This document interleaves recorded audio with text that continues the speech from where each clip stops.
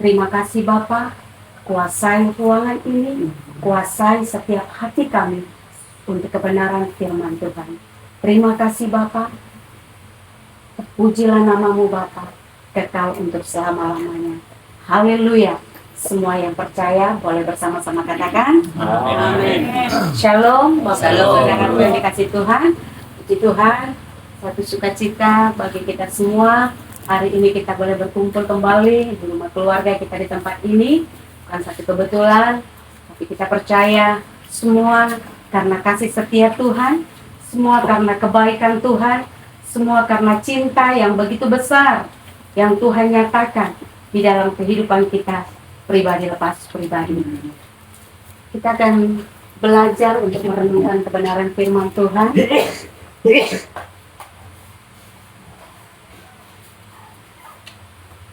Kita akan belajar firman Tuhan di dalam Markus 5 ayat 25 sampai 34. Saya rindu kita semua boleh membaca perikop ini secara berganti-gantian. Kami berikan kesempatan kepada kaum bapak untuk membaca ayat ganjil. Nanti kaum ibu akan membacakan ayat yang benar. Dalam hitungan yang ketiga, kami silakan kepada kaum bapak untuk membaca ayatnya. 1, 2, 3. Adalah di situ seorang perempuan yang 12 tahun lamanya menderita pendarahan.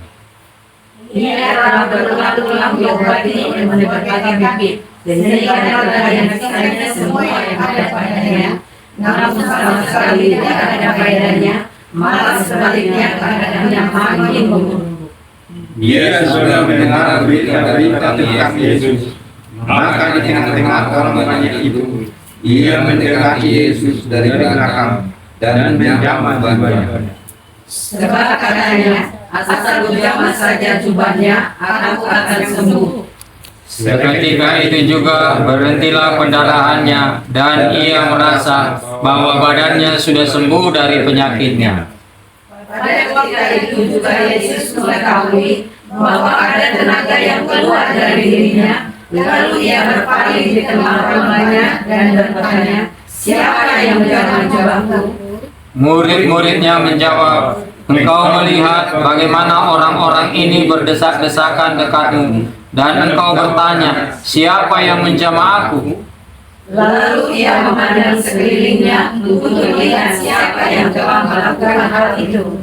Perempuan itu yang menjadi takut dan gemetar ketika mengetahui apa yang telah terjadi atas dirinya, tampil dan tersungkur di depan Yesus dan dengan tulus memberitahukan segala sesuatu kepadanya. Maka katanya kepada perempuan itu, hai anakku, imanmu telah menyelamatkan engkau. Pergilah dengan selamat dan sembuhlah dari sakitmu. Amin untuk firman Tuhan. Hari ini kita mau belajar dalam satu perikop seorang perempuan yang mengalami sakit 12 tahun lamanya, yaitu sakit pendarahan. Ada satu ayat acuan yang akan kita renungkan bersama-sama, yaitu di ayat 27. Saya akan membacakan. Dia sudah mendengar berita-berita tentang Yesus. Maka di tengah-tengah orang banyak itu, ia mendekati Yesus dari belakang dan menjamah jubahnya. Bapak Ibu Saudaraku yang dikasihi Tuhan, saya memberi judul untuk firman Tuhan ini adalah tidak mudah menyerah. Perikop ini menceritakan, mungkin Bapak Ibu sudah sering mendengar cerita atau mungkin sudah sering mendengarkan firman Tuhan, khotbah baik disampaikan oleh hambanya atau mungkin mendengar dari stasiun televisi atau mungkin di mana saja yang Bapak Ibu pernah dengar. Perikop ini menceritakan bagaimana seorang perempuan yang menderita selama 12 tahun sakit pendarahan. Kita tidak bisa bayangkan ya Bapak Ibu, bagaimana sakitnya penderitaan yang dialami oleh wanita ini. Selama 12 tahun dia mengalami sakit, di mana di dalam sakit yang dia derita, dia harus dikucilkan oleh orang lain. Menurut pada masa itu,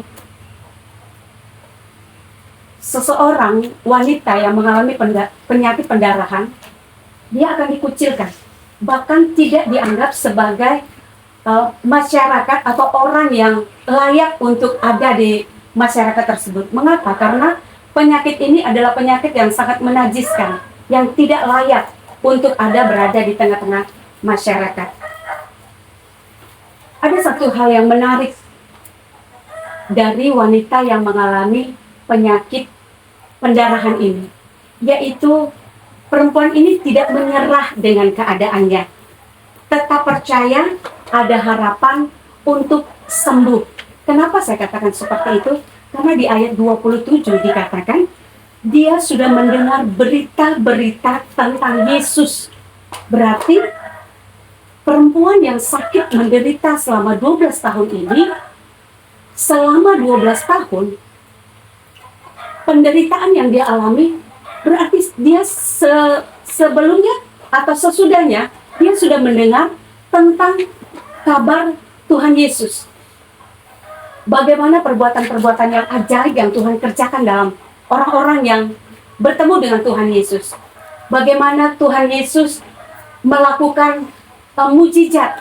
Bagaimana Tuhan Yesus melakukan perbuatan-perbuatan yang besar. Perempuan yang menderita selama 12 tahun ini mendengar semua itu, dan dia rindu, dia juga mengalami hal yang sama seperti yang dialami oleh orang lain.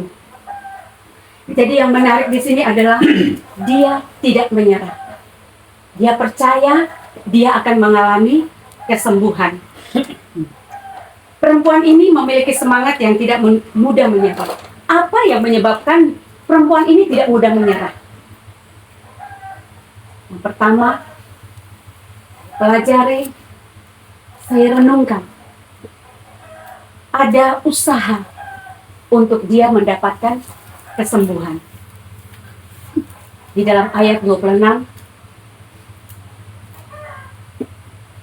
bagaimana perempuan yang menderita ini, yang sudah berobat kemana-mana, mungkin uangnya sudah habis.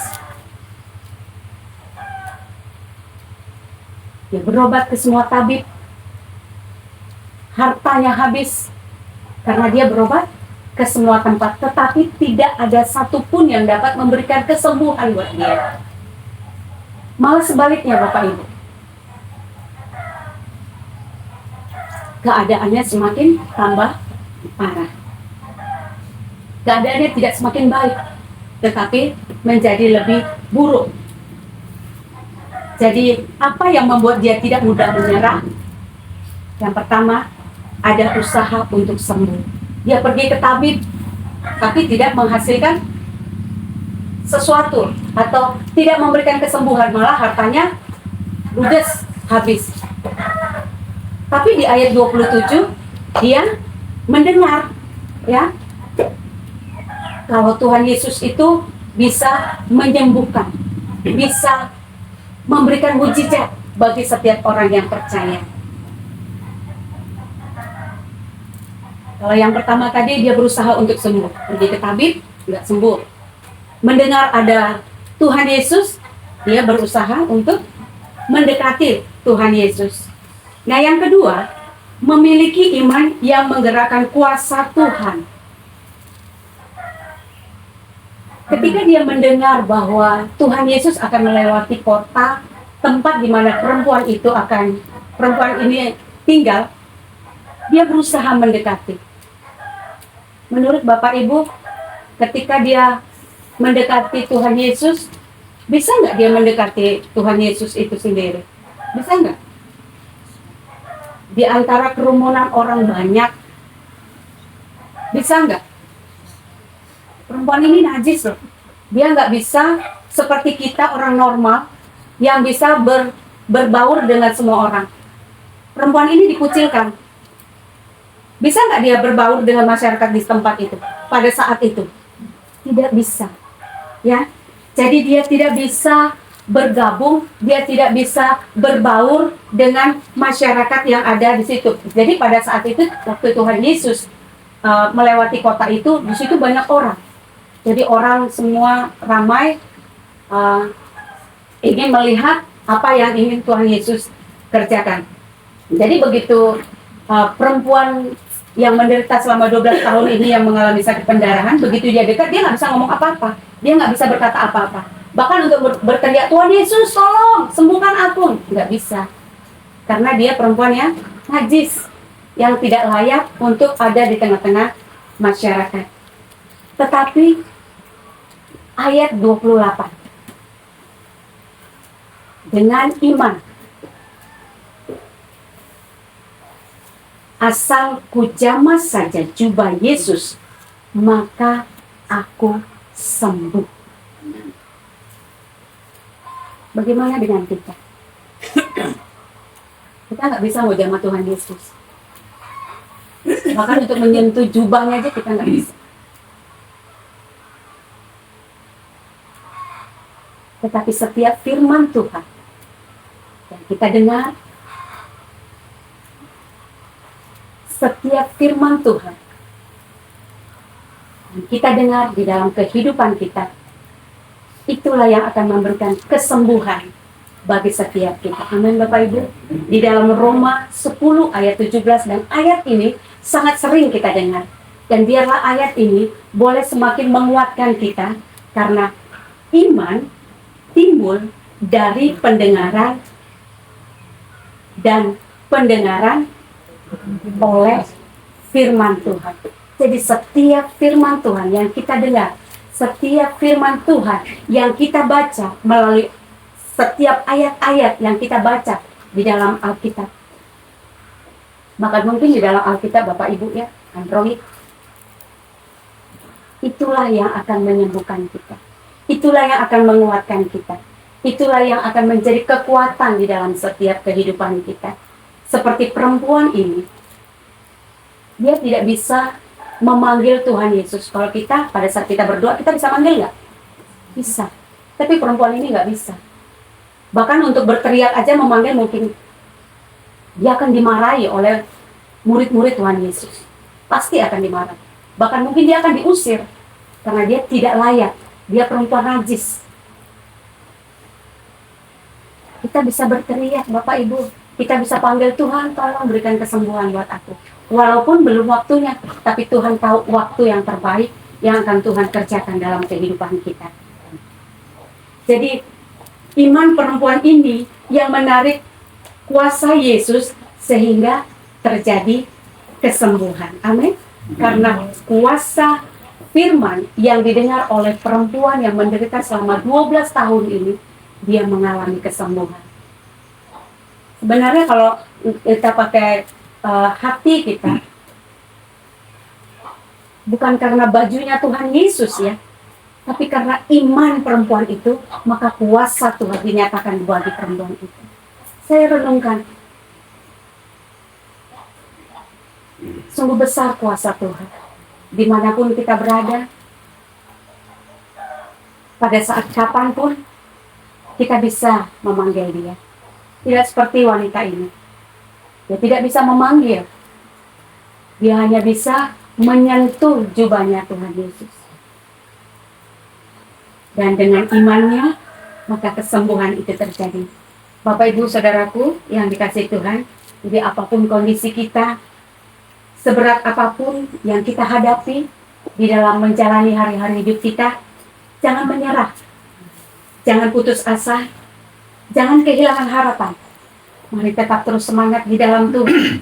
Mari terus berfokus hanya kepada Tuhan. Sama seperti wanita ini.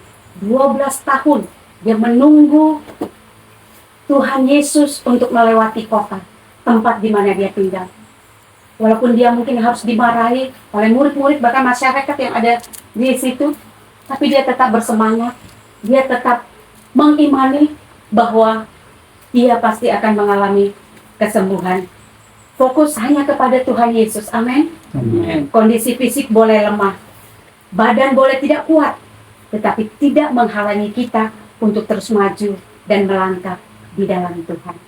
Tadi waktu Pak Girsang katakan bahwa fisik badan sudah lemah, ya, memang betul Bapak Ibu. Kemarin kita jalan sore sama beberapa ibu-ibu, terasa memang umur 50 ke atas itu sudah mulai terasa sendi-sendi ini goyang, lutut ini sudah terasa gemetarnya. Tetapi saya percaya ketika kita hidup terus di dalam Tuhan, Tuhan pasti akan memberikan kekuatan bagi kita semua. Amin. Saudara, kita nggak bisa seperti 20 tahun atau 30 tahun yang lalu, nggak bisa. Kita sudah 50 tahun ke atas. Mari jalani hidup kita dengan terus bersyukur dengan apapun yang kita alami sampai hari ini. Badan boleh lemah, fisik boleh tidak kuat, tetapi ingat, tetap terus maju di dalam Tuhan, sebab hanya di dalam Tuhan kita akan beroleh kekuatan yang sesungguhnya. Amin.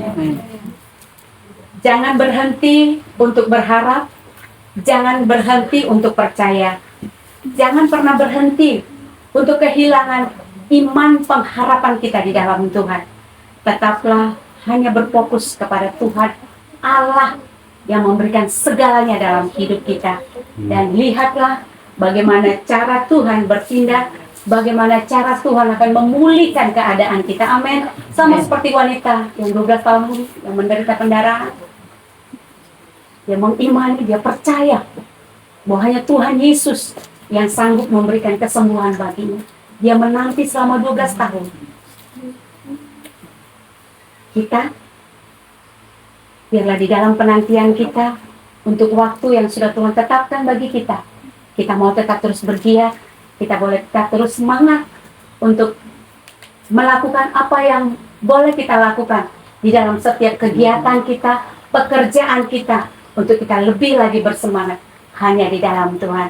Dan saya percaya semua yang kita kerjakan, semua yang kita lakukan, hal yang baik, semuanya tidak akan menjadi sia-sia di hadapan Tuhan.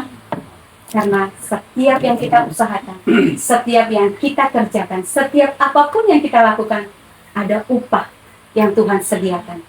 Setiap kita yang senantiasa berseru dan berharap kepadanya. Amin.